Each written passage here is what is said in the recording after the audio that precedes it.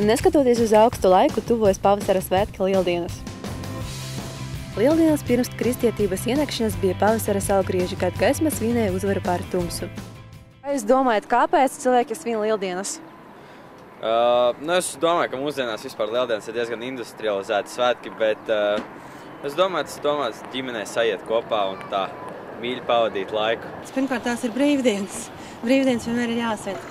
Tāpēc, ka pirmkārt ir baznīcas svētki.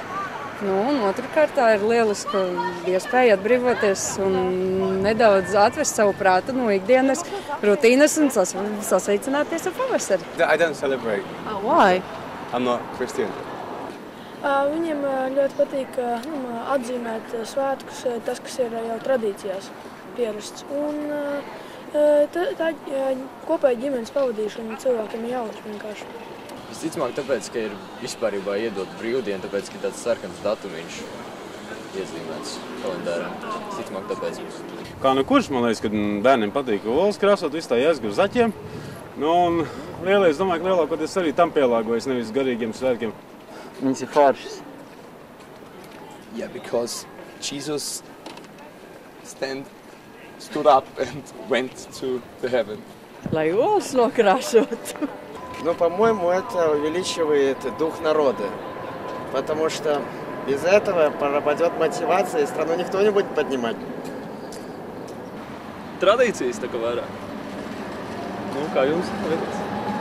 Cilvēkiem gribas paripināt oliņas no kalna lejā. Sāli arī uzēs, biznesa beigais arī. Kā tu domā, kāpēc cilvēki svin Lieldienas? Tāpēc, kad ir daudz olas, olās ir spēks. Ogļhidrāti, olbaltumvielas, viss kā nākās. Un vēl ir baigais prieks ir ar to, kad var pasisties ar olām, kuram tad ir spēcīgāks olas. Lieldienas vispār ir laba lieta. Daudz olas, jākrāso viņas, tas ir ģimenes svētki. Un pirātē arī svin Lieldienas, ja? Vienmēr. Uz kuģa mēs kā vālējām. Starp citu, es tev varu izrunāt ar to melno pērli. Brauksi?